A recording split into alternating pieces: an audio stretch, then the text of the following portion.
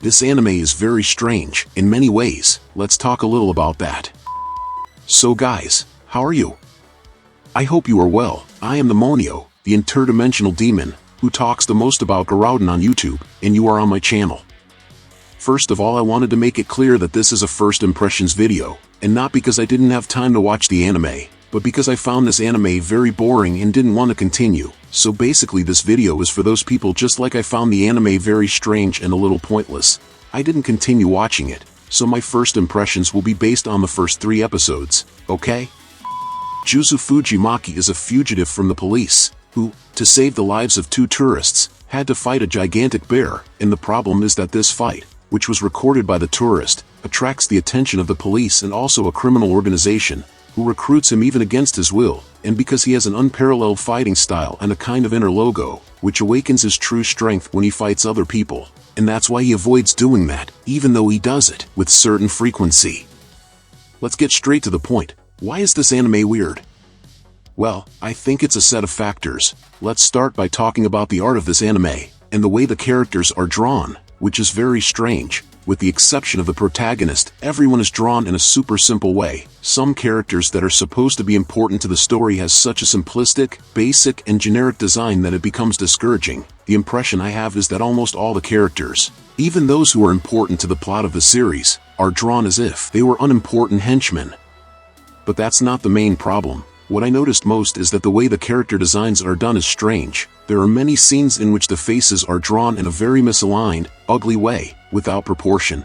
I don't know if it's a question of the series budget, but the impression I have is that I'm watching one of those animes from the late 2000s, where there was a transition from analog animation to digital, and no one knew how to work with the drawing software still, and the characters had an uncanny valley look, where you know something is wrong, but you can't say exactly what it is, and with those strange colors from when people still didn't know how to color digitally. Another thing that is very strange is the way the narrative is conducted, which is very random in the decisions that move the plot forward. There are characters who bump into each other and start fighting for no apparent reason, a protagonist who cannot decide whether he wants to or not fighting people, and completely random situations that just happen, and that always involve fighting. And to be quite honest with you, I could disregard all of this and have fun, if the characters were cool and the fights were exciting, but even that isn't good in my opinion. I'm going to make a comparison with Baki, which is another martial arts anime, in which people simply fight each other for random, or completely trivial, reasons, in which the story is not the focus and often doesn't make sense, and which has characters with questionable anatomy. However, Baki makes up for all these negative points with fun, and with cool characters. Seriously guys, Baki's fights are a lot of fun, and it has very charismatic characters, and they manage to maintain interest in what is happening on screen. I think the opening of Garouden reinforces very well this idea of the strangeness and randomness of the story, since you mix real footage with animation and random images of fire, water, ice, sky, and other things. Everything is very confusing and without nexus, but which ironically represents very well how the anime is made and how the story is conducted.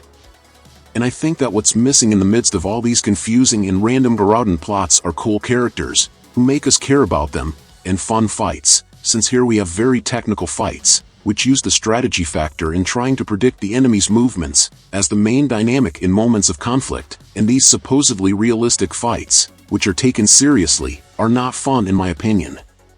Maybe if the animation direction focused a little more on more exciting and less realistic fights, I believe everything would be more fun, and especially if the characters were more captivating, and had more striking visuals, even if they were extravagant, but it's better than being boring.